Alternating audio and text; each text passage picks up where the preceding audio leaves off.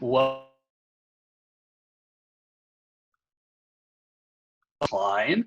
Benji is, I like to joke that he is the third monger, the monger behind the Mongers. Benji helps us with all of our marketing, is also one of our lifelong best friends, and really just make sure we keep moving in the right direction. My name is Zach Berg, and I'm going to be color commentary on this one. And I'm one of the co-owners and co-founders of Mongers. I'm our cheese expert here.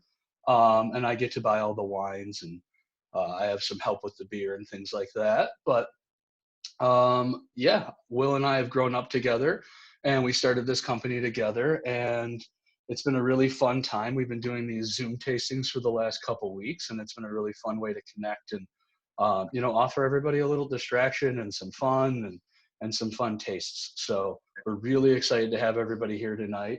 And as Benji mentioned earlier, we're over 40 strong. So say hi to everybody, wave. We'll keep it open at the end and have it unmuted for people to say hi to one another. But let's have fun tonight, and make sure to ask us all the questions you have so we can jump on the chat and answer them. So welcome to our chocolate tasting, everyone. I'm gonna switch from our virtual background, which makes my hands disappear, real quick, to the map background I've got.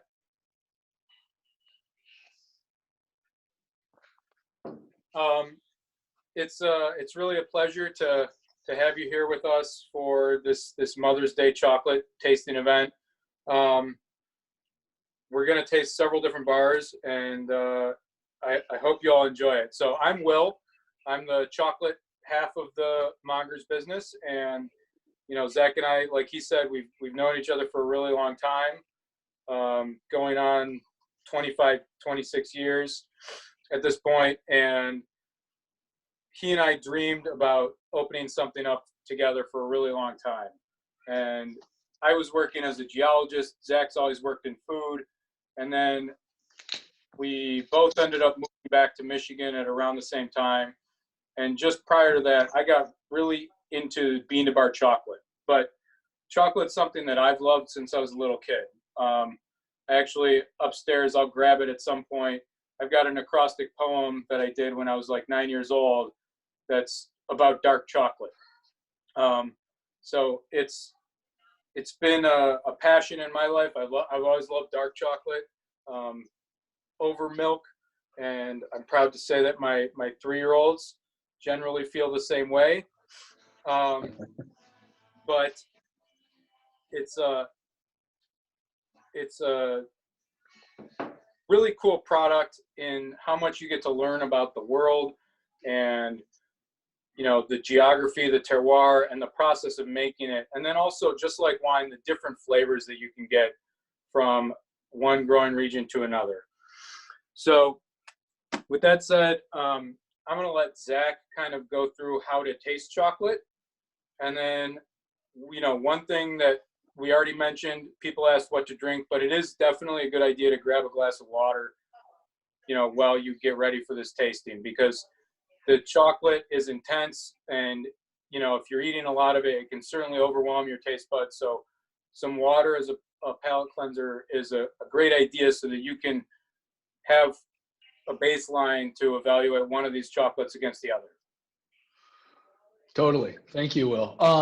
Yeah, when tasting chocolate, I've had the privilege in my career of tasting a lot of different things professionally, from cheese, olives, beer, wine, jams, so on and so forth. And I actually find chocolate to be amongst the most challenging. It's so intense that it really builds on the palate, and, just kind of, it requires a little sparkling water. If you have some plain crackers and you need something like that to break it up, it's a good thing to have at hand. When Will and I first were starting the place, we got a kit of 19 sample bars, was the kit that Will first selected for one of our distributors.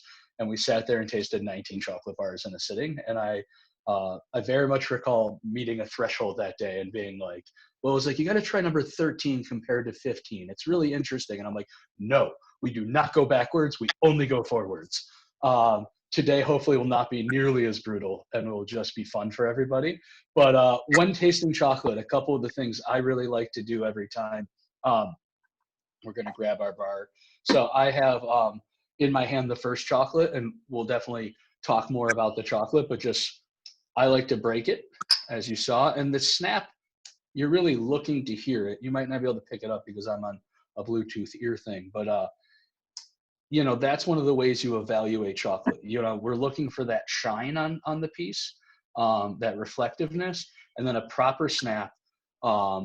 And as soon as I break it, because I've exposed it to air, I like to stick my nose into the freshly broken chocolate. You know, very similar to if any of you guys have ever been on a cheese tasting with me. You know, I break something and then I quickly smell it as soon as it kind of releases. And after I've snapped, after I've smelled, I'm going to go ahead and actually start to eat the chocolate.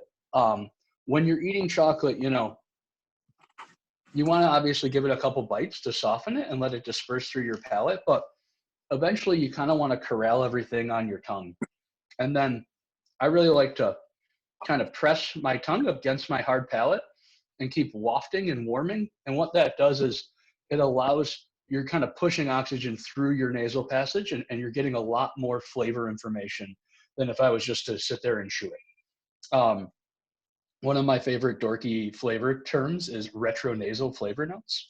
So those flavor notes that you get after exhaling, after eating something, are called retronasal. And I'm trying to force a bunch of that information into that area. Our nose has a lot more receptors than our taste buds. There's a lot more information I can get through my nose. Obviously, I'm still using my tongue to taste. And so it's all about letting it kind of melt on your palate and get as much information, not just chewing and swallowing. And so that's some of the things I really like to do when I'm tasting. And, you know, as we mentioned, you're going to want water. I really like sparkling water for the same reasons that I really like sparkling wine when I'm tasting a bunch of fatty cheeses. The bubbles actually clear off the, you know, fat and protein that resides on your tongue. And that's why chocolate's so difficult, is because what chocolate is actually made of. It has substance. It's not something that's just going to kind of wipe off the tongue. And so having a saltine cracker or something like that is also a good move. And then something we haven't talked about before, but I think because chocolate is all kind of grouped in one area, you might find that your nose will get a little bit overworked and you'll be like, I just smell chocolate. And so if you feel like you need to actually give your nose a reset at any point, we never really talk about how to clear your nose, but I actually enjoy smelling your arm, smelling your hand, something that's you, because that's a neutral thing. And it kind of, you know, you'll see at a perfume shop, they sometimes have you smell coffee, and it's the exact opposite reason. You're like clearing everything else out and just focusing on this. And for this kind of emotion, it's you're going back to a really neutral smell, something that's going to reset everything. And then you can try smelling another bar. So if at any point you find that you're not getting as much as you were in your nose, try that. Just, you know, go back to a neutral smell and then try smelling a bar after the fresh snap and see if it changes anything. Yeah. So, Will, we're going to jump in, I believe, right, to the what is being the bar. Yeah. I'm going to get ready on the screen here. And real quick, Will, a couple people are asking what the first bar they should start with. I know we're not at that point yet, but where do you plan on starting people at? So it will go in order of the menu that you have. So Jamaica, from Pump Street Chocolate, and then we will go to the Ritual Madagascar, and then the Rosavolgi Cardamom, the Maru Coffee, and finally finishing with the milk chocolate. So we're doing our two unflavored dark chocolates first, so we can kind of compare and contrast two different growing origins and bean styles. And then we're going to go into two different flavored chocolates. Both of those are kind of in a similar ballpark with the flavor profile they're hitting, but they have a different texture. And that's part of why we chose those. And then we're going to a really, really creamy milk chocolate that's actually a buffalo milk chocolate instead of cow's milk. And it is incredibly smooth, luscious, and creamy. So, you know, it's one of the more milky chocolates we carry in the store by a long shot. And actually, I would love to jump in real quick and just mention, it's really unique that chocolate has this order that Will mentioned. You know, most often we think of tasting things from lightest to darkest. If you were drinking beers or something like that, we'd have a Pilsner and then we'd move to a stout. And it almost feels like we're doing that in reverse order. And it's because sugar ends up being the thing that you're tasting lightest to darkest, the least amount of sugar, because your receptors will get messed up with the sugar. And so if we tasted a really dark chocolate, after tasting a really sweet milk chocolate, it would taste so much more bitter. And so you work your way down the scale as opposed to up the scale like so many other tasters. I always find that really fascinating in chocolate. Yeah, that's a great point. Whenever you want the map shown up, will you just, you know, mention it to me and I'll share the screen? Yeah, absolutely. Cool. Thank you. So, you know, what at the store we often call this bean to bar chocolate or craft chocolate, and you know, what does that mean, right? What's different about that than regular chocolate? And it's like a lot of things these days.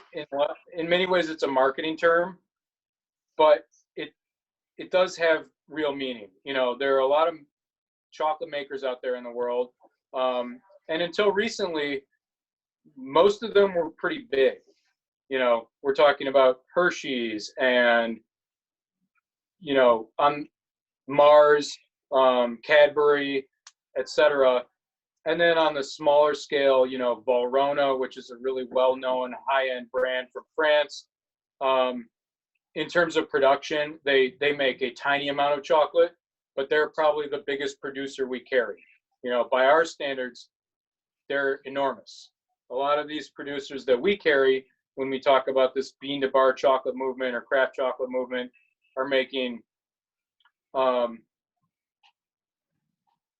they're buying, you know, a couple 100 pounds of beans up to maybe 1 container of beans, so a few tons, and they're making a batch of chocolate with that. Whereas these other companies are doing a few tons a day of, you know, at any given time. And a lot of it goes into where they select the beans from, how they select beans, and what they're trying to do when they're making chocolate. You know, a large company like Hershey's or Barry Callebaut is trying to make chocolate that's consistent from year to year, and it doesn't matter where they get the beans from, and it doesn't matter if there was a hurricane in one of the growing countries that changed the crops. They just blend and mix until everything's good to go, and it tastes exactly the same in 2020 as it did in 2015 and 2010. In the craft chocolate world, it's a lot like small wineries, independent wineries. You know, they're trying to highlight the flavor of a specific bean, maybe a specific farm or growing origin, or sometimes they do make a blend that they say this is a representation of our best craft, you know, but we like that it has bright and fruity notes and deep earthy notes as well. So it's a lot of small batch production, and you know, these bars cost a lot more than the chocolate bars that we're used to, but that is also a function of the farmers are getting paid a lot more. They're doing it on a small scale. You know, if you only sell several thousand chocolate bars a year, you know, which would be a lot for some of these makers. If you think about it, if they cost, you know, $1 or $2 and you sell 10,000 of them a year, you know, congratulations, you made $10,000 or $20,000 that year for a whole lot of work. So, you know, it's both not enough to sustain the farmers who supply the product, and it's also not enough to sustain the people who are making the chocolate. So let's, Zach, let's pull up the map on the slideshow and we'll talk real quick about where cacao is actually growing. So I did it. You can see from, go ahead. I was just proud of myself for doing it. And real quick, I wanted to take the moment, since I did interrupt you, to just remind you of the point that there's no mechanical way to harvest cacao still. And so, to Will's point, these farmers that are doing this are still climbing up into a tree, cutting out a cacao pod, and then on the floors, hand splitting those in half. And so it's just a tremendous amount of labor goes into making us a chocolate bar. Back to you, Will. No problem. No problem. He's right. Like one by one, there are 40 to 50 seeds in a cacao pod, which maybe makes, a half pound of dried beans at best, which will then get turned into a half pound of chocolate. Every single one of those is cut open by hand, so a crazy amount of labor goes into this. It isn't like running a combine through a field and just having corn shoot out into a bin. You can see on the on the map there that, it's a really cool map because it breaks down a little bit of what we call terroir, which is that annoying wine word that kind of indicates the influence of place on the flavor of something. But it breaks it down a little bit by country. But you can see that cacao's only growing in the tropics.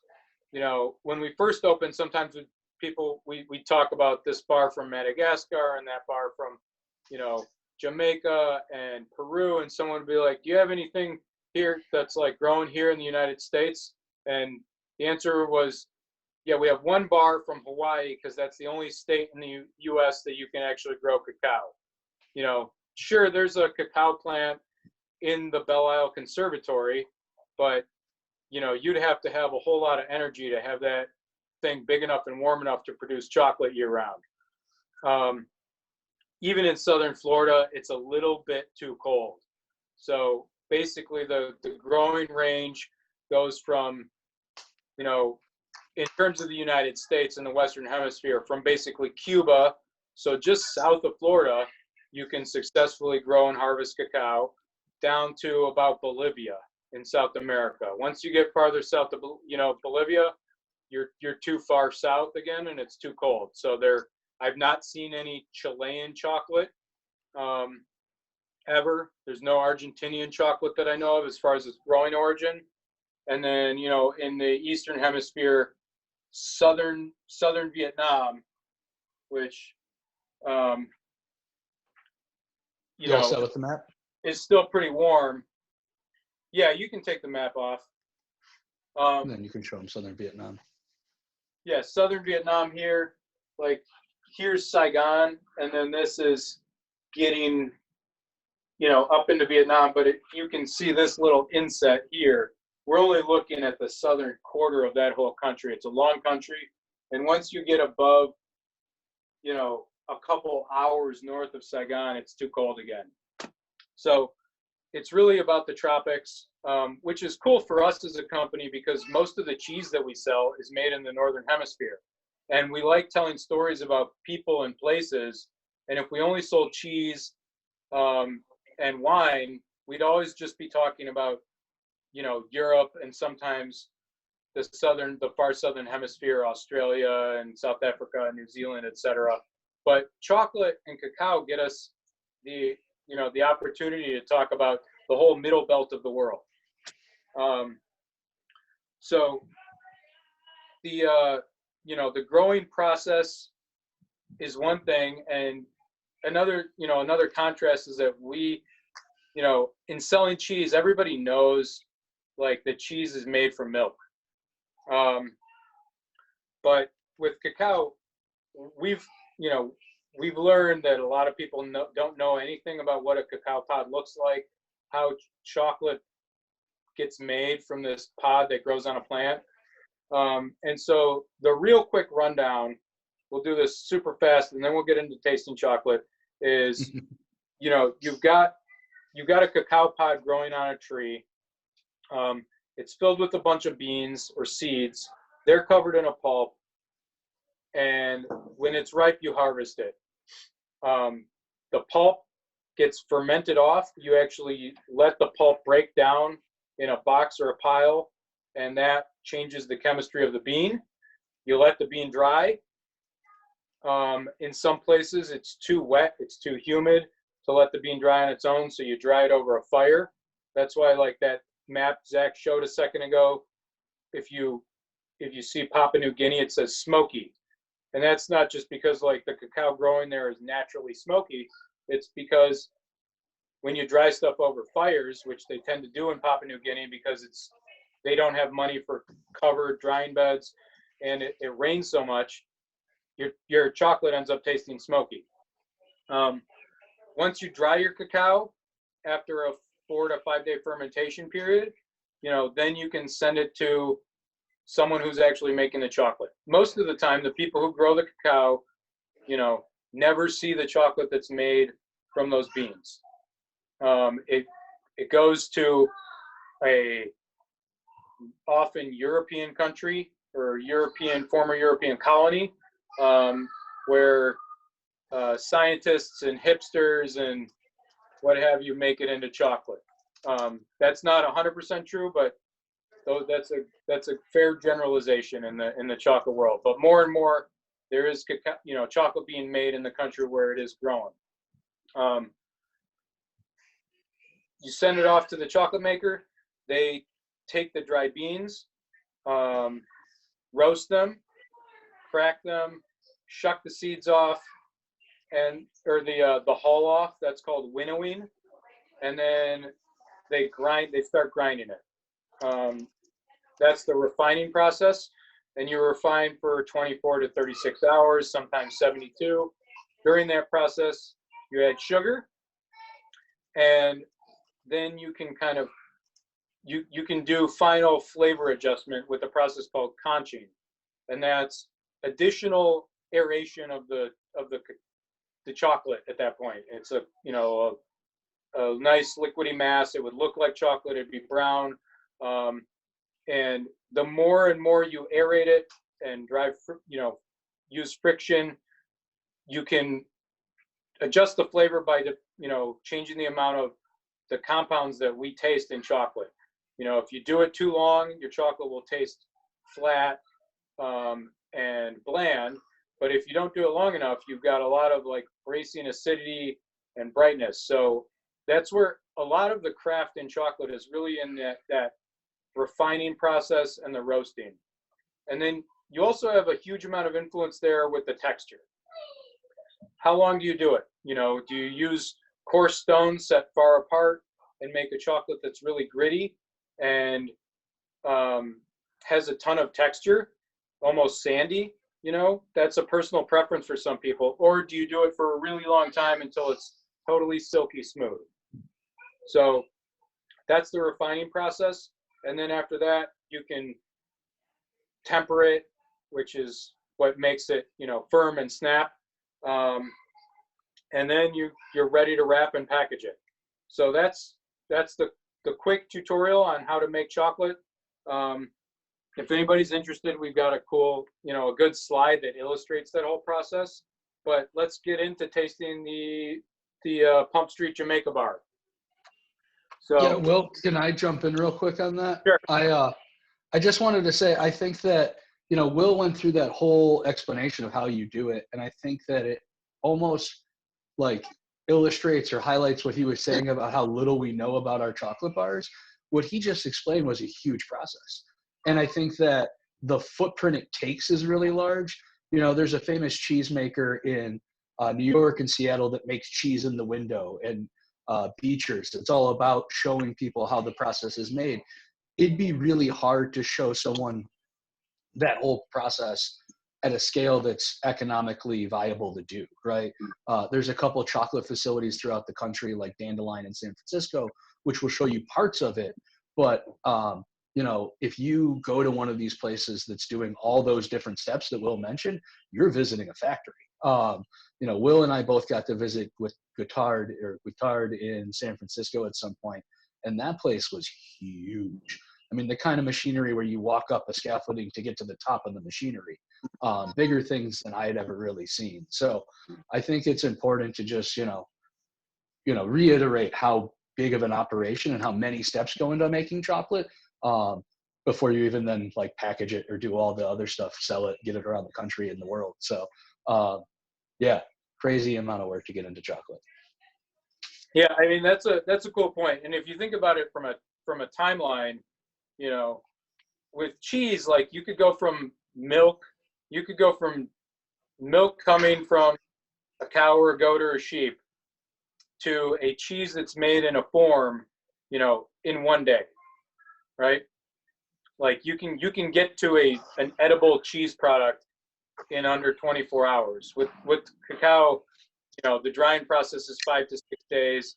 The roasting process, takes a little bit of time, but then you get into the refining, and even in the industrial scale, they don't get their cacao from roasted to packaged in, under 12 to 8 hours. And that's on huge equipment with, a lot of technology going into it. Even the big companies will refine chocolate for 5 to 6 hours, 7 hours at least, before they then send it to their conching, which is their final flavor development. So we're going to do I have this mini bar because we sold enough tickets for this thing that I ran out of the full-size bars myself. But you've got a bigger package that's kind of tan. It's in an envelope, and it's made by Pump Street Chocolate in Suffolk in the United Kingdom. Pump Street is a great company. We've been carrying them since day one, and they just make awesome chocolate. They have a really, really strong dedication to single estate chocolate. So in this case, all the cacao is grown on a single estate in Jamaica. It's called Bachelor's Hall Estate, and it's we're doing this because it's a good fudgy chocolate. It's our most traditional chocolate, so this will kind of benchmark us against the other ones that we'll try. On their literature, they call it, a little fruity and whatnot, but and I get some of those notes, but every time I taste it, I taste great chocolate flavor. We would call it roasty sometimes. There's Desmond, who is the owner of Bachelor's Hall Estate. He inherited the estate from his grandfather, and he's got several hundred acres. And he, in the 80s, when he got the estate, he found out that he was producing some of the best cacao on the Jamaica. And so we sell, many of the chocolate makers that we sell make bars from his cacao. We just got a limited edition bar in from Dick Taylor that's the exact same estate as the one we're about to taste. And I just always loved the product coming out of there. He's like one of our best friends. He's Jamaican of Indian descent. And it was really cool in, researching for this presentation, doing a little bit of background reading on him and how dedicated he is to the craft of growing great cacao, on the island. And he's kind of up, the plantation's up close to the Blue Mountains, not quite at that high elevation, because cacao doesn't grow at as high of an elevation as coffee does. So, above his spot in elevation, they're growing that famous Jamaica Blue Mountain coffee. And then lower elevations are probably growing several other substances. So, if you grab this, this chocolate, like Zach said, take a piece and give it a snap. These bars are a little thicker than some of the ones we sell, so they can be tricky to snap. Pre-COVID days, when we did a lot of sampling at the store, you really had to, if you needed to get someone a sample of Pump Street, you had to work at it, like sometimes you'd have to put the chocolate, like on a piece of paper against the counter and snap it off, because even if you got strong fingers, it can be resistant, which means that it's really well tempered. That hard snap is an indication of very, very good chocolate making. You got plenty of cocoa butter and it's tempered perfectly. So we snap it, and then, let's give it a taste. Some people say, let the chocolate melt, on your tongue. Don't chew it initially. that's fine. You know, that gives you a slower flavor development, but I can't help but have that like crunch with my teeth to see, you know, how does it break?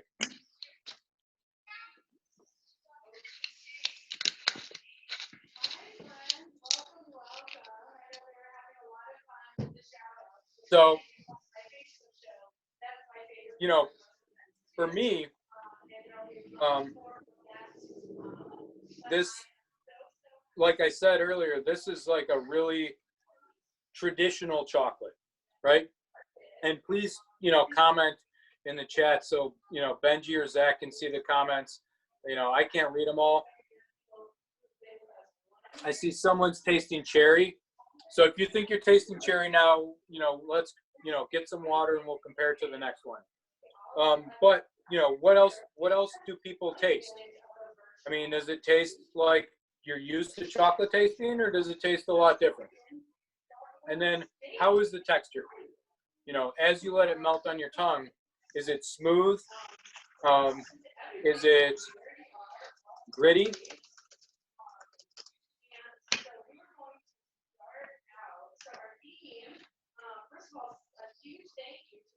Will, if you're all right with it, I was going to share my screen and show people a chocolate tasting wheel.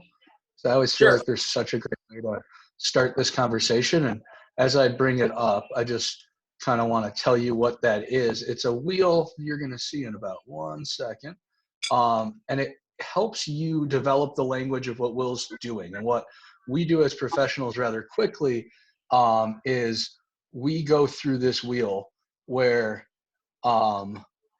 in this middle ring, you'll see broad categories of flavors, right? Fruity. Am I tasting fruit or am I tasting earthiness? And then you go through and you decide what kind of smaller term am I going to use. So, you know, if you're going with fruit, it could be very quickly this discussion of, is it more tropical fruit, or is it, you know, dried fruit? Is it, this one's a little bit overly complicated. I didn't pick the best flavor wheel I've ever seen, but, you know, kind of figuring out how to drill down in your palate and develop the language. You can ask all of our employees that sometimes is one of the harder parts of this job, is to go beyond tasting chocolate and to say, oh, I taste a darker flavor. I taste dried cherry, not fresh cherry, or I taste darker fruit than cherry. I taste blackberry, or, you know, so on and so forth. It's definitely a skill unto itself. Absolutely. You know, so with this one, I get those like deep earthy notes. And I get some fruit, but to me, it's always a little bit more background. And then with regards to the texture, you know, I think Pump Street hits a good balance. It's smooth, but it's not totally devoid, you know, of texture. It does have a little bit of grit to it that's perceivable on the tongue. And, you know, I can go down a really deep rabbit hole about particle size in microns. And to bracket it, you know, so this is probably like in the 20 to 22 micron range, right? And if you get a Lindt chocolate from CVS that has no discernible texture whatsoever other than smooth, that's in the like 16 micron range. So just above the size of a particle of clay. And then for reference, like a grain of sand might start at 60 to a couple hundred microns. So this has some texture to it. It's not totally silk, but it's also not, I would never call it rustic or coarse either. And one, you know, Pump Street is a company, like I said, we've carried from day one, and they've got a cool story. They started initially as a bakery. A father and daughter opened up Pump Street, and they began making really good sourdough bread. And as they were making the bread, and then they were like doing croissants and whatever, eventually they got the idea to start making chocolate. And so around 2012, I believe, they started making chocolate from bean to bar, sourcing really good beans. And then as they went along, they were like, why don't we put some of our bread in our chocolate? And so one of our most popular bars that we sell is a sourdough and a Rye Crumb Bar. Those are two separate bars, but they make a sourdough and they make a rye crumb and sea salt bar that are just fantastic. They've got a little bit of texture from the bread. You can actually taste the different flavors of the bread. Like the sourdough bar tastes different than the rye bar. And they just do such good work with that stuff. You know, they don't have the flashiest packaging that we carry, but they're really dedicated to environmental sustainability. So they've completely gone away from all plastic packaging. All the new packages we're getting into the store now are biodegradable. And their lineup of chocolate is fantastic. You know, we at times carry 7 to 8 different bars from Pump Street. So, you know, please taste through them. You know, let us know in the chat if you like it. They have bars from Madagascar, like we're about to taste the next one, and a variety of different percentages. And they make some of the best dark milk chocolates that we've had. So from there, we're going to go to the Ritual Madagascar. And I've got my trusty sample bag here. And you've got a bar that looks like this, but is a nice brick color. Because again, we ran out of these.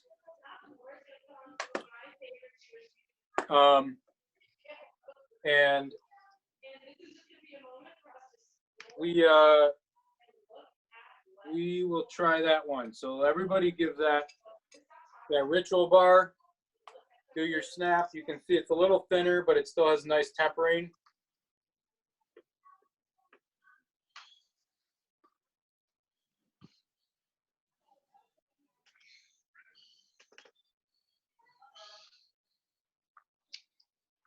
All right, that's Robbie that Zach's showing right now. And he's he and his partner in chocolate and life, Anna Davies is his partner. They just love making chocolate. They're out in Park City, Utah, and they like to do outdoor stuff. If you know, I follow them on Instagram, and they're always like doing things that I'm jealous of, especially now as like a father of young kids and a small business owner. Like things that I used to do that I never do anymore, like skiing or going on hikes in the mountains. But, you know, they don't get to taste chocolate all day. I guess that's not true. Never mind. You know, they make awesome chocolate. They're out in Park City, Utah. And I took this picture when I was visiting them right before my kids were born on the last ski trip I took. And they do a different approach to making chocolate than a lot of these small makers. The machine that Robbie's standing next to is a machine from Germany or Switzerland from the late 1800s, and it's called a Longitudinal Conch. So a lot of conches, which are what we talked about in that last step of flavor development, are rotary conches, and they just spin the chocolate with different levels of friction, right? But in the case of this longitudinal conch, that machine has one big central wheel that you can't see in the frame, and then it's got 4 tanks around the wheel, and each tank is filled with a different type of chocolate, and it's just got a paddle in it that sloshes the chocolate back and forth. So they do their whole process of refining the chocolate with a roll mill, which is like some drums that rotate the chocolate after it's roasted. And then it goes into a rotary conch or a refiner. And that's just a simple machine that's used to, you know, in India, they often use it to grind spices and make chutneys and stuff, or garam masala. But a lot of chocolate makers have taken it up. So that gets the chocolate refined further. And then they put it in this conch for like 72 hours. So all this is doing is driving off, volatile acids and other compounds that will make the chocolate acidic and bitter. It also has the effect of coating every single particle of cocoa powder with the cocoa butter that's inherent in the bean. Ritual only makes chocolate with 2 ingredients. So they don't add any cocoa butter to their beans. And they need that long conching process to make sure the chocolate is smooth, and each particle of the cacao solids has lots of that cocoa butter surrounding it. So it really sets them apart. They spent years getting this machine refurbished, and it definitely is a different process than most of the other craft chocolate makers we carry. So Real quick, chances to taste that chocolate, and did we get some comments on it? we got some really amazing comments. I was just going to jump in to tell everybody I'm so impressed with some of the language and super tasting notes we've been seeing. People picked up right away that it's brighter red and more of that fruit. I'm going to run and quickly, Will, if you don't mind going back, I have someone at my door I'm going to go shoo away. Give me 1 second. Sorry. But yeah, Will, we're seeing types of flavors like some espresso, ripe red fruits, raspberry, really acidic, some sour cherry in there. Cool. That's exactly what I taste. Part of why I love Madagascar is that it catches people's attention, right? The 2 origins that I love to start people with in the store a lot are Belize and Madagascar, because when people come in and they say, well, what makes this chocolate taste, what's so special about it? And then hand them a piece of Madagascar and you're like, so what do you taste? And the answer is, even people who tell me that they're not going to be able to tell the difference quickly say, well, this tastes like cherry, or tastes like citrus. And it right away it gets their attention, and they realize that not all chocolate tastes the same. So, Benji, do people have any questions? No questions just yet. We'll keep an eye out, and I think I wanted to jump on. Someone mentioned the language really changed from like red fruit, and then you started to see sour. And I guess I just wanted to call attention to, like, you guys are doing such a great job picking up on those flavor notes. The unripened strawberry was definitely my favorite, but the sourness is that acid buildup that just happens from that cacao from that region. And I think it's just, it's so similar to wine, how you get different arcs of acid and different flavors from really the same exact thing, just growing in a different part of the world. The other thing I just wanted to point out, which I mentioned in the chat, and in case someone missed it, the Madagascar always has such similar flavors to me of a really bright red wine, lighter bodied, but like how it hits me in the corners of my mouth, like Bing cherries do, or like a Gamay or a Pinot Noir do. And so for me, as I'm listening to guests talk about whatever they're talking about and trying to give them the best service and suggestions, if someone says, oh, I'm a big wine drinker, and they do qualify it that they like lighter bodied wines, I'm going to take them towards that bar first, or things like that. And I think that just as you develop your own palate and learn the things you like, that's the kind of jumps and logic that I make, and that you guys should be thinking about is, if you like the darker, more, if you like the Jamaican bar more, you might enjoy more of a Syrah, a deeper, more purpley wine. And if you like the Madagascar, you might be more of that light-bodied Bing cherry wine. So just a little segue. All right. So now we're going to go into our first flavor bar. We do a lot of single origin chocolate, pure chocolate, where we're really talking about the stuff we were just going over. Where's the cacao growing? How does, the Madagascar taste different than the Jamaica? But if we only sold that, we can carry a ton of different origins, and the chocolate can taste really different from one another. But at a certain point, you need more variety, right? And there are some great pairings with chocolate. So, this bar from Rosavolji, it's impossible to pronounce, really. Like Rosavolji is something like the Hungarian is supposed to be, but don't quote me on that. These bars are made in Hungary, and they are just beautiful. We've had a love affair with them since we began the store, and I had never tasted. I had tasted a bunch of different, bean to bar chocolate before we started the store, but I had not tasted one of these bars. And for those of you who got the pleasure to, unwrap these things, the first time I unwrapped one, I was just in love with it, and it was so good. It's layered.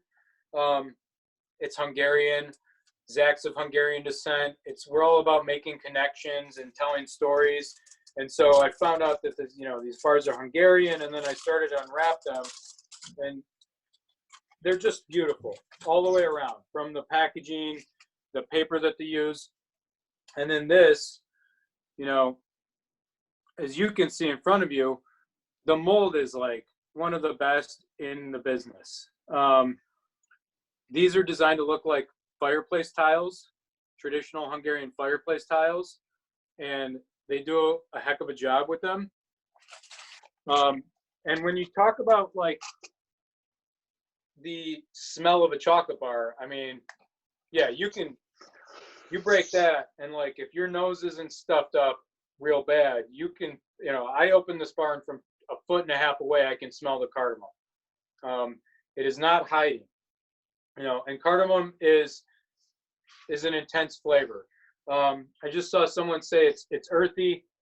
So, Rosavolji focuses heavily on Venezuela in their bean sourcing. They make bars from all over the world. They do Peru, Madagascar, Tanzania, etc.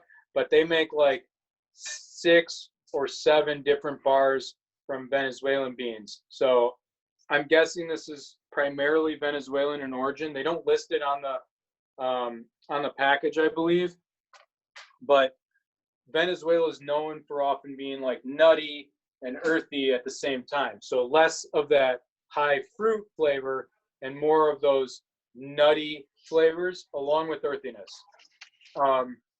Think hazelnuts and pecans and stuff.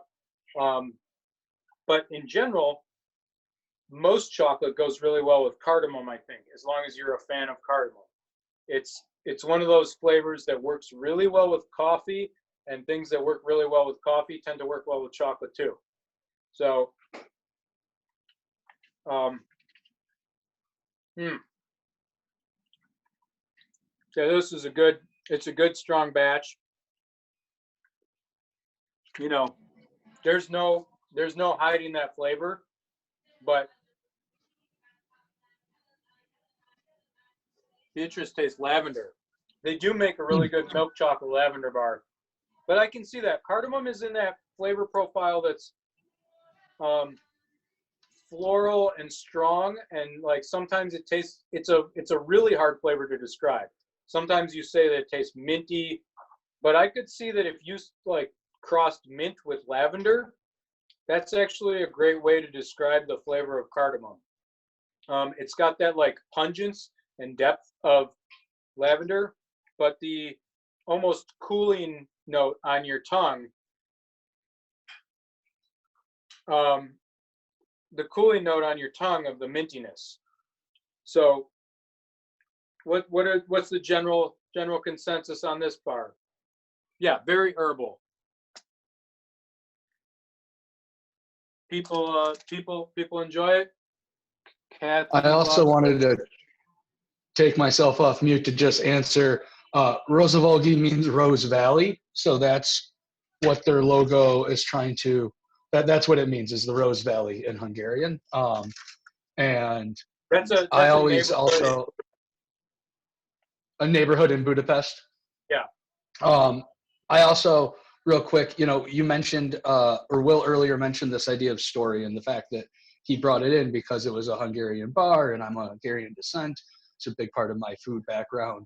And so I just wanted to tell the story of him unwrapping it. He said that like he got really fixated, but for those of us who've ever seen Will Werner get fixated, it's real. And so we unwrapped it and then we went into a photo shoot. And if you ever have Will Werner's business card or Will's business card, that's the bar from the photo shoot. And it took us maybe 10 minutes to actually taste the chocolate because it was so captivating. And I just remember like, changing light photos, getting different angles. This bar, I had this whole model session for it. But that also was the beginning of a lot of our chocolate photography. And I also wanted to mention the old sign copy because I always loved Will's sign, which was, if you like cardamom, put this bar down and go buy it. Like, I think that it is, as Will mentioned, like it's so cardamom forward that if you like cardamom, or as Jessica mentioned, you're just in heaven. If this is your flavor, like this is a great bar. And all of their inclusion bars are awesome for those who, my mom mentioned the paprika one and Will mentioned the lavender one. Rosa Vogie kills it. Like Pump Street, they're one of the few brands that will take up like a whole shelf in our very large chocolate wall. So, yeah, their single origin stuff is really, really stellar. And they, when someone wants a gift, I almost always will recommend a Rosa Vogie bar first because one, they're so fun to unwrap, and two, the chocolate is just impeccably made. In terms of texture, again, we've got a pretty smooth bar here. You may get some like little hints of grit here and there from the cardamom, but it's not the chocolate that has any grit to it. Some of their bars, I'll pick up a little bit. If they don't have a ton of cocoa butter in it, I'll pick up a little grittiness, but not very much. They're usually making pretty smooth bars. So from there, we can go into our Maru bar. So another company, I've been lucky enough to visit their factory in Saigon. So it's this one, it's coffee and a 64% chocolate. So that's me in Saigon sweating. You can't see the sweat, but it's there because Saigon's like hot most of the time. With Vincent, who's one of the owners of Maru.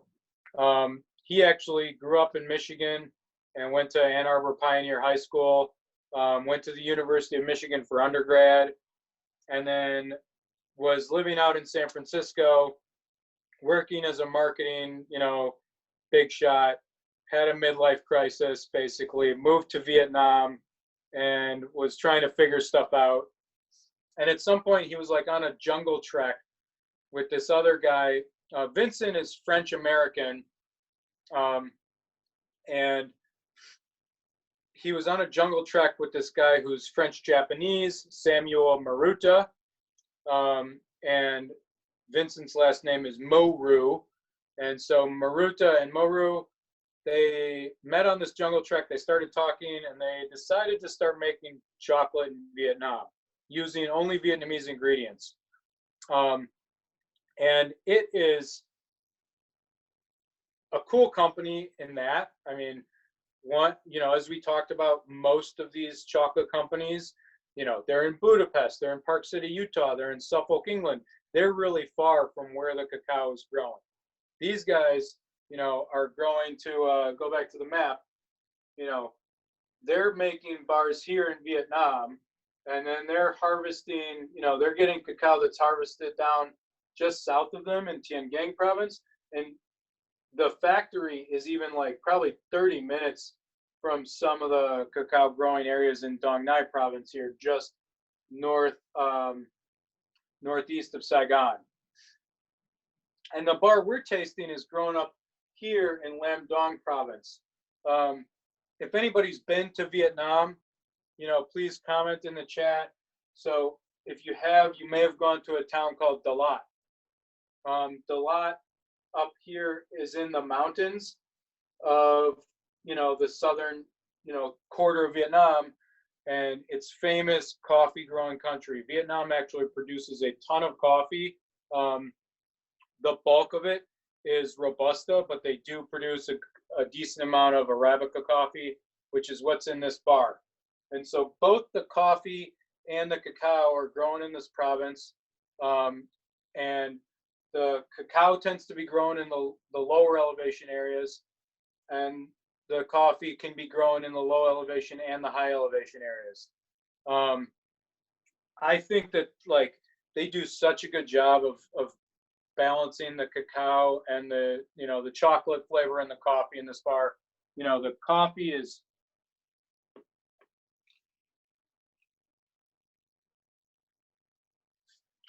coffee's there. It's not hiding, but it works so well with the chocolate.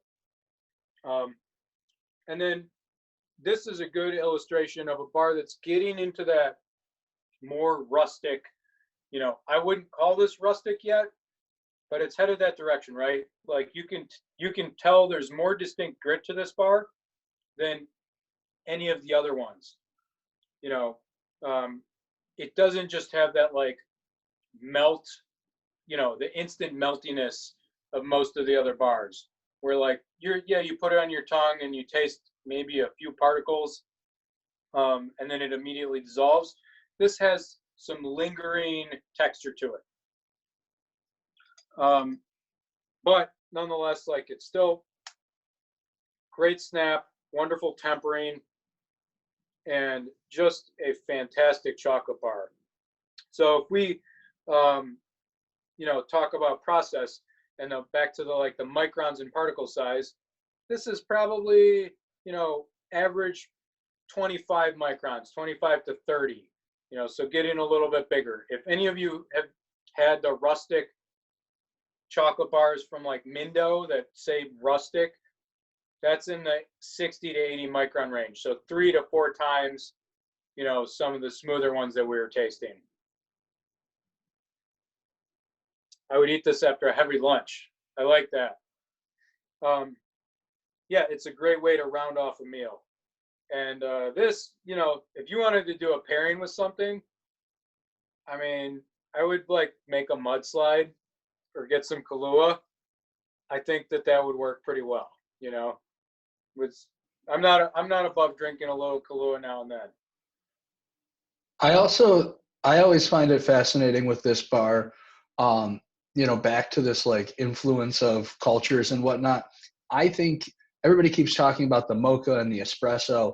Obviously the coffee is really dark and it amplifies those flavors, but I think it's worth mentioning that these guys being, Vietnam being a French colony, their approach to chocolate making is similar to the French approach to coffee roasting, which they're toasting things a little darker than, say, Ritual might toast their beans or their profile. And so if any of you have ever tasted Francois Pralou or Michel Clazel, some of the OGs of French chocolate bean to bar producers, Maru always reminds me of their stuff because they're having that kind of French roast approach to the chocolate itself. And I always, I saw so many coffee comments come through, or espresso comments come through. I just wanted to mention, I think it's very purposeful beyond just the coffee influence or ingredient. I wholeheartedly agree with that. You can taste the darkness of the roast in that coffee through the chocolate, right? It isn't a light roast, new wave, high acidity bean that they're putting in there. It's a good dark roast. And that probably makes sense because if they used a really racing acidic coffee bean in that bar, the Lam Dong bar, if you taste it by itself, is on the nuttier end of the spectrum from the Vietnamese beans. But then it could get tart, and it would start going in the direction of that Madagascar bar. But I think what they did is, instead of going for contrast, they went with, a complement on the flavor. So let's go into the dark side of chocolate, which in this case is milk chocolate. So, I'm kidding fully. Like, since I used to really, Zach knows a lot. Like, people who are close to me know that I used to hate on milk chocolate like no other, and I have come to appreciate it a lot more. Given the choice, I'm still going to go with something above 65% almost all the time. But, at the store, we carry a bunch of chocolate that falls into the category of dark milk, meaning that it's above 50% plus cacao, but it still has milk powder in it. And that's something that, like, Zach and I both can fully get behind, right? Like, Pump Street makes a dark milk. The Rye Crumb one is 60%. They make an Ecuadorian one that's 64%. It's Peru, and it is superb. The milk, if you don't like the brightness and the tartness of the Madagascar, and dark chocolate's too bitter for you generally, try a dark milk, because the milk powder rounds out those rougher edges, right? It rounds off the bitterness. It takes the fruitiness down a little bit. So, if you describe dark chocolate as being bitter, or you don't like the tanginess of the Madagascar bar, try a dark milk chocolate. It's a way to eat something that's got less sugar in it and more chocolate flavor without some of the things you might not like about traditional dark chocolate. But this one is a product that Zach and I tasted. We were in San Francisco in January, just prior to, everybody learning that the world was about to become a crazy place. And we were tasting some different chocolates with one of our vendors. And I had seen a few chocolates from this company before. I tasted a couple in the past, but I had not had this buffalo milk chocolate. And I tried it, and I was like, oh man, Zach, try this. You're going to love it. And he tasted it, and he was like, we got to have that in the store, So I quickly placed a several $1,000 chocolate order with the sales rep in front of, while I was standing there. And the buffalo milk bar was one of them. I think I ordered one case like an idiot, and it was gone. And, we got it a couple weeks later, and I think those 12 bars in that one case were gone in like 5 or 7 days. I grossly underbought that. I thought, it's January. We're not that busy this time of year. But what happens when we get a really good chocolate bar in, and it's new and the staff's excited about it, it doesn't matter if like 2 people come into the store a week. That's what's going to sell. And everybody loved this bar so much that we just sold them all right away. It is one of the creamier milk chocolates I've ever tasted that was still above, 30% cacao. Like when you get down into 20 plus, 20% cacao. Yeah, Beatrice is right. It doesn't snap, and it doesn't snap because it's got so much dairy powder in it. It's really hard to get these lower percentage bars to temper the same way, and it'll snap if you take it out of the fridge, but it's also going to taste flatter if you keep it that cold. But at room temp, it almost bends. And that's part of why it hits your mouth and melts instantly. It is so rich and decadent.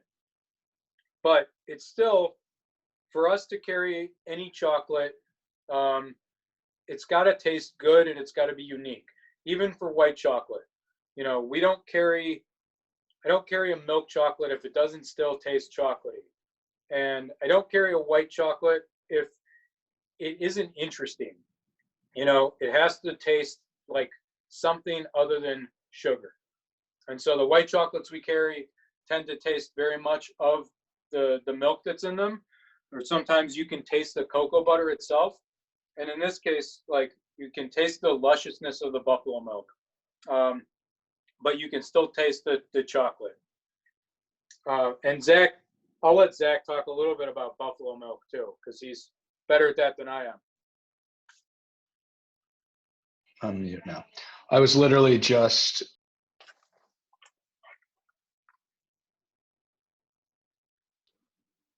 hello, everybody. I was literally just typing that into the comments that I think the dairy quality is what sings forward in this bar, both because buffalo milk is so rich and also, you know, they're not buying bad buffalo milk. Not that there's a lot of commodity buffalo milk on the market, as you might suspect. It's more of an artisan product to begin with. But of the ruminants that we eat their milk of, you know, the animals that we generally collect milk would be a cow, a goat, a sheep, a water buffalo. Camel's on the list too. But water buffalo has the highest protein, calcium, fat content, all of the things. So it's the richest milk. So it's going to really add to that coating texture. And that's why when Will and I had this bar, I just freaked out. To his point, you know, when you have 100 and some chocolate bars, you need to be more discerning than like, this is delicious, so we carry it. It needs to be saying something. And so for this bar, to me, it's saying, look what you can do with the dairy quality of a chocolate bar. You know, we don't think about the quality of the milk powder or how it was processed in a lot of bars, but you know, Omnom is a brand out of Iceland that makes me think about it a lot because they toast the milk powder ever so slightly, so it has a brown butter quality. Or when you go to Manoa, the Hawaiian brand, they have a really great goat milk chocolate. And so if the dairy element of it can get me to think about milk and, you know, nerd out a little bit, that's a really good sign that it's doing something special. Yeah, I love this bar. And part of the reason I don't have one to eat tonight is because I've already bought 2 or 3. To Will's point, I think when we get excited about a bar, sometimes they don't hit the shelf because we take them home. So these definitely, a lot of our staff definitely had these ones. It's an amazing chocolate. And I think, you know, some people might say it is a little too animally, and to Anita's point, but I think that while I'm sorry that you don't like it, and obviously that's important, I think it's cool that it's making that statement, that it actually has that impact, that you're like, oh, I taste animal. So I don't know. I find this bar fascinating. We did have a couple questions that had popped through about that bar. Someone noticed that it's Sure. lighter in weight than the other bars and how it feels. Any insight into why this bar would feel like that? Lighter in weight? That was the observation where they picked it up and it didn't feel as, I guess, dense probably. I mean, the number one reason, just looking at it, is that it's a little thinner, you know? And so because it's, you know, if we want to get real nerdy, yes, there's some density differences probably in the higher fat content of this bar than the other ones, in that the cacao solids are probably slightly more dense, but I don't think that's what we're perceiving here. I think what we're perceiving is the fact that it's got these like raised ridges to make the bar, you know, look a little bit thicker than it really is. If you guys look at the weight on your 5 chocolate bars, you're gonna see that most of them are like 60 to 70 to 80 grams. And if you look at the weight on this one, it's 45. So even though it's about the same size, it's thin and it's not as big. And so that's probably why it seems lighter. Buffalo milk is very expensive. Yeah. Yeah. Especially buffalo milk raised on a small artisanal farm in Kent, United Kingdom. You know, I'm sure that's a pretty penny. And also, you know, it's lighter in texture. So it might be one of those things where, you know, your palate is kind of leading the sensation that your hand is perceiving too. So that's my answer for that. Cool. Is there a reason why this one was wrapped in plastic? Does the milk make a difference when it comes to wrapping? What are the kind of different choices in terms of that stuff? That's a great question. Different makers go with different wrappings. My guess is this feels like this might be a biodegradable plastic. I'm not sure. Sometimes they can be really crinkly. Most of the time it's a cost, it's a cost issue and it's efficiency.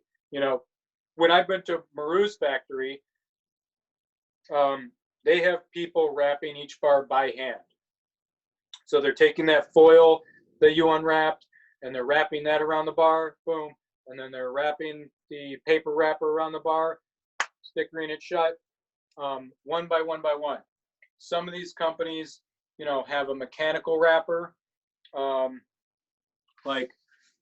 Ritual's got that pouch inside their bar, right? Which they are using a mechanical wrapper for. But it's not plastic. I don't think that it's related to the milk. I believe that it's probably just a way to get their cost down. It's not as expensive as some of the bars we carry, and that's partially a factor of it being like 45 grams in the plastic wrapper. Yeah, and to jump in and answer some of the questions about wrapping a little more specifically, it's all about keeping moisture and sunlight away for chocolate. Temperatures, and Will, please correct me if I'm wrong. If you can't keep your house below 78, then you have to worry about temperature. But anything below 78, your chocolate's going to be all right. You want it to be in a cool, dark place. So like your kitchen cupboard is fine. You don't need to refrigerate it. And in terms of rewrapping it, if the paper itself has gotten too torn, you can use butcher paper, you can use a Ziploc. It's not nearly as finicky as cheese. Yeah.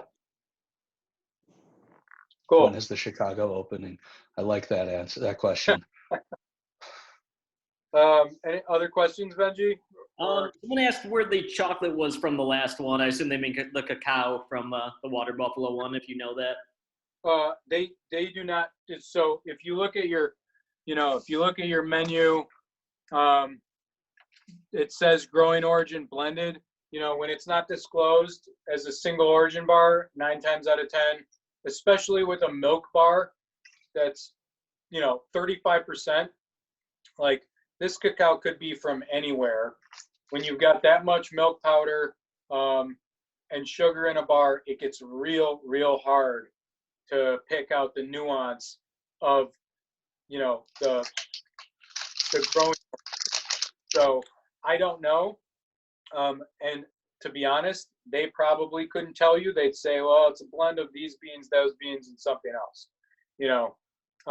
Artisan Du Chocolate makes really good stuff. Like their first client was Gordon Ramsay before he was just screaming at people on TV back in the 90s.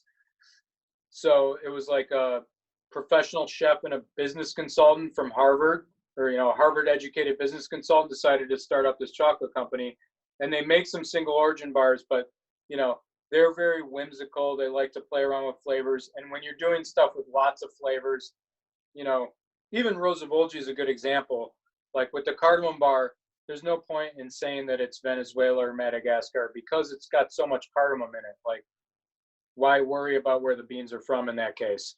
And even the single origin milk chocolates that I have in the 45 to 50% range, it gets really hard to, like, the bars taste different from one another, but I have a hard time picking one up and finding a 45% Madagascar and saying, oh, that's Madagascar, that's bright and fruity, because you've covered up the essence of those flavors. And that goes back to why we tasted this one last, right? Because you don't want all that sugar to cover up the other flavors that we're tasting, and to kind of set your palate at a baseline of like everything should taste this sweet and be this creamy. Perfect. No other real questions outside of, do we have an online store as well? People can go to mongersprovisions.com to order. We also have a couple new events we just recently put online, as well as someone asked when our Chicago location is opening. Chicago location is, TBD on that. I mean, this is the times are challenging right now, and well, Zach and I are always dreaming about some sort of grand expansion. We're gonna have to see how things play out here in Michigan over the next few months before we jump into another state. That being said, sorry to interrupt, Will. If you want, and this isn't an announcement that we're actually expanding. I'm not taking that away from Will. But if you want to continue to try chocolate on a more regular basis with us, we have a great Monger subscription box where Will picks out another, I believe it's 4 bars every single month, and takes you on a tour. So, if you're the kind of person who likes to buy a new bar every time you walk into the store or keep exploring, that's a great way to just kind of preset it once a month. We'll send you, very similar to what you have today, a little menu with descriptions written by Will of those bars, and you'll, continue to explore the really cool world of chocolate. And we do have an online store. You can shop pretty much every chocolate bar we have on the website. We send them all over the country.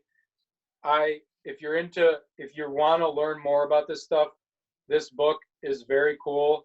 It's a great book anytime, but especially now. People have, you're at home, you're baking, you're doing whatever. This book has tons of information about bean to bar chocolate, what makes it unique, the different places it's grown, how it's made, but it also has great pairing suggestions. She leads off the pairing chapter with chocolate and wine don't go together unless you're doing fortified. She's very opinionated about that, but she does get into pairing port and Madeira.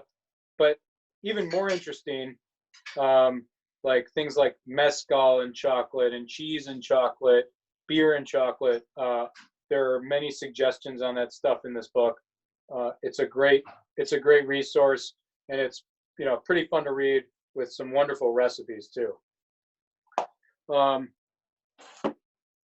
And when if for those of you who have not been to our store, our flagship store is down in Midtown Detroit on Cass Avenue, right by Wayne State. So when the world returns to something that resembles normal, or is like normal's weird cousin, but still in the same family, come visit us again. We've got 150 chocolate bars. You can taste all of them, in the normal family world. And it's a great spot to experience this, learn about chocolate, try some things, and, just connect with other people over great food. Will, have you heard of any impact on the chocolate industry with the coronavirus? Other than some of the producers shutting down, I'm not aware of that. I've had a couple items out of stock when I've tried to order, but that hasn't been pinned on the coronavirus necessarily. The countries that it's hitting the hardest are not the countries where the cacao is being grown for the most part right now. But it is hitting the places where the cacao is being made, so we will see. I've definitely seen more impacts in the cheese side of the business, and our distribution chain on the cheese side of the business than the chocolate right now. Perfect. Cool. I think that's it from our end then. I don't know if you have anything else you want to add to finish off, or Zach. I could just say thank you guys so much for being here. We really enjoy doing these virtual tastings. It's so fun to see one go all over the world with chocolate, and we, so enjoyed having you. And happy Mother's Day to everybody. I hope you guys can enjoy the holiday, and that this is just the beginning of a sweet weekend for you all. Mm-hmm. Happy Mother's Day, everybody, and thank you again for joining us and for supporting us. We really appreciate it. It's been amazing to see how many people are into these events. we do have one coming. If you're into this, we've got one coming up that will be cheese, wine, and chocolate, where we talk a little bit more about pairings. And just to recap this, Zach always talks about this. I want to mention it real quick. When we evaluate a pairing, we think, does it take away from the product or does it add to the product? And does it take away from one product or add to one product, or does it make everything better, right? And so, as you're trying things with chocolate, just think about that. Does this make the chocolate better, or does it make the thing that I'm eating the chocolate with better, right? Like, I think that the chocolate and coffee, whether it's in this bar or you put a little bit of cocoa in your cup of coffee, we would call that a +2 or +3 pairing. It makes both things better. When you're tasting the chocolate with, try it with some orange juice, that's a -2. Everything's worse. The orange juice tastes terrible. The chocolate tastes awful. Zach often says toothpaste and orange juice, but chocolate's a perfect example. So just look for that. Is there synergy, or do you take away from something? But we've got this cheese chocolate wine pairing coming up. We'll be going through a few chocolates, a few cheeses, trying to find some cheeses that add to the chocolate, and tasting some port along with it, and probably one other wine. We'll try to find a red that goes with everything. And if not, we'll just use a beer. So that's all I got. Thank you guys so much. I hope you guys had a great time. Hang out for a little bit. Say hi to friends. Perfect. Thanks, everybody. We'll leave this open for a little bit. Thank you. Thank you. Did everybody scan and see everybody and say hi to everybody? Wave. Thank you. And let us know what other tastings you guys want to see. We're having a lot of fun kind of coming up with new ideas. I saw a lot of favorites for Ritual. Did anybody else have any favorites?